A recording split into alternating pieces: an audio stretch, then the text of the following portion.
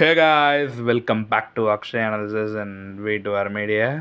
இந்த எபிசோட் பார்க்கும்போது எனக்கு ஒரு விஷயம் தோணுச்சுங்க. இந்த மீம் டெம்ப்ளேட்லாம் வரும்ல, ஒரு பையன் சொல்லுவார், இது ரொம்ப அக்கிரமமாக இருக்குது சார், இது ரொம்ப அநியாயமாக இருக்குது சார். நிஜமாவே அந்த ஒரு ஃபீல் தாங்க வந்துச்சு. Day by day it's getting டஃப்ங்கிறது வேற, இட்ஸ் கெட்டிங் வைல்டுங்கிறது வேற. அதை டபுளே ஃபேமிலியோட தான் எல்லோரும் பார்க்க போகிறோம். டக்குன்னு இந்த ஒவ்வொரு மூமெண்ட்லாம் பார்க்கும்போது என்னங்க நடக்குதுங்க அப்படின்ற ஒரு ஃபீல் நிஜமாவே கொடுக்குதுன்னே சொல்லலாம். வரேன் அதெல்லாம் பார்க்கறதுக்கு முன்னாடி இன்றைக்கி டேவோட ஸ்டார்டிங்கில் பார்த்தீங்கன்னா ராணவ் அண்டு இவங்க சௌந்தர்யா அந்த கான்வர்சேஷன் ஆக்சுவலி அவங்க டக்குன்னு அக்செப்ட் பண்ணிட்டு உண்மையிலே ஒன்று ஹர்ட் பண்ணியிருந்தா சாரி அப்படின்ற மாதிரி விஷயம் பேசியிருப்பாங்க.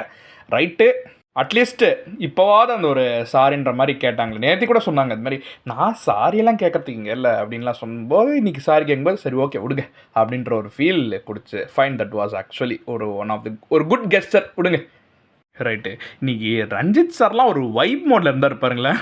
கோடை காலத்து தென்றல் அந்த பாட்டு பாண்டே பண்ணது ஆக்சுவலாக நல்லா இருந்துச்சு. அதுக்கு அப்படியே அருண் ஸ்டெப் போடுவார், அங்கேருந்து விஷால் கூட டான்ஸ் வருது. ஆக்சுவலாக அது பார்க்க ஒரு மாதிரி நல்லா இருந்துச்சு. அது அந்த சினாரியோ மனுஷன் என்ஜாய் பண்ணாருங்க ரஞ்சித் சார். இன்னைக்கு கொஞ்சம் அவரை கேமும் இப்போ நீங்கள் ஆக்சுவலாக நல்லா விளையாடினார். அவர்கிட்ட என்ன ஒரு கைண்ட் ஆஃப் புட்டர் ஸ்டார்ட் மாதிரி வச்சுருந்தாங்கன்னா டாஸ்கில் அவர் பெருசாக இன்வால்வ் ஆக மாட்டார். மற்றபடி இந்த சாஃப்டாக பேசுறது அதுவே பண்ணி ஓட்டிகிட்டு இருக்காரு. இன்னைக்கு நீங்கள் பார்த்தீங்கன்னா தெரியும், புட்டிச்சு சும்மா அவரும் வைல்டாக இந்த இறங்கி செய்யறதும்பாங்களேன் தலைமை. இன்னைக்கு ரஞ்சித் சார் அந்தளவுக்கு நிறைய இதில் பண்ணார்.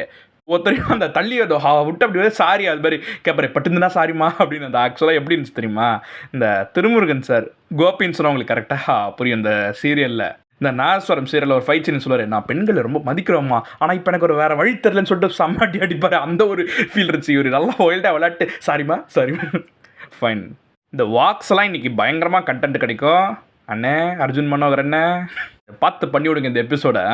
மஞ்சரி அண்ட் பவித்ரா ஜன்னி அந்த ஒரு சினாரி அப்போ ஏதோ கடிச்சிட்டாங்க மேம், செல்ஃப் டிஃபென்ஸுக்கு ஏதோ ஒரு அவங்க தன்னை மீறி ஒரு விஷயம் பண்ணிட்டாங்கன்ற மாதிரி அவங்க சொல்கிறாங்க. அதுக்கு மஞ்சரி ரியாக்ட் பண்ணிப்பாங்களே, பவித்ரா கடிக்கிறா பவித்ரா கடிக்கிறான்னு. அதெல்லாம் வாக்ஸுக்கு பயங்கர கண்டென்ட்டு.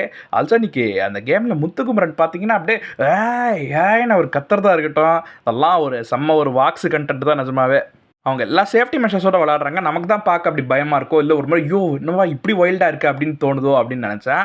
அங்கே அவங்களுக்குமே அது பார்க்குறதுக்கு ஒரு மாதிரி வைல்டாக பயமாக தான் இருந்திருக்கு. ஏன்னா விஷால் டக்குன்னு எமோஷன் ஆகிட்டு அவர் அழுதுட்டே சொல்லுவார், இப்படிலாம் பண்ணாதீங்கடா பயமாக இருக்குடா அப்படின்னு. அதை நீங்கள் டெம்ப்ளேட்டாக எதுக்கு வேறு எதுக்காக யூஸ் பண்ணாலுமே அந்த ஆஸ் அ கேப்டன் விடுங்க, ஆஸ் அ பர்சனாக ஐயோ ரொம்ப இது டேஞ்சராக போதே இது நிறுத்துங்கன்னு சொல்லிட்டு அவர் ஒரு விஷயம் ஸ்டாண்ட் எடுத்தார் பாருங்களேன்.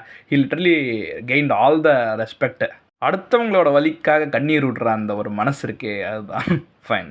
ஆனால் இப்படி ஒரு டாஸ்க் இருக்கணுமா அப்படின்ற ஒரு கேள்வி எனக்கு நிஜமாகவே இருக்குது. இவ்வளோ ஒரு டஃப்பாக இருக்கலாம், இவ்வளோ ஒரு வைல்டாக அப்படியே இது சர்வைவல் ஆஃப் த ஃபிட்டஸ்ட்டுலாம் சொல்லுவாங்களா, அந்த மாதிரி தான் கிட்டத்தட்ட இந்த உயிரை கொடுத்து சம்பாதிச்சேன்னு இந்த பிக் பாஸ் விட்டு வெளியே வந்து இவங்கெல்லாம் ஒவ்வொருத்தருமே இந்த டாஸ்கில் இன்வால்வ் ஆகிற ஒவ்வொருத்தருமே சொல்லலாம் போல் இருக்குது. நான் உயிரை விட்டு சம்பாதிச்சேன்னு தெரியுமா அப்படின்னு யூஸ் பண்ணுற டேர்ம் தானே அதெல்லாம்.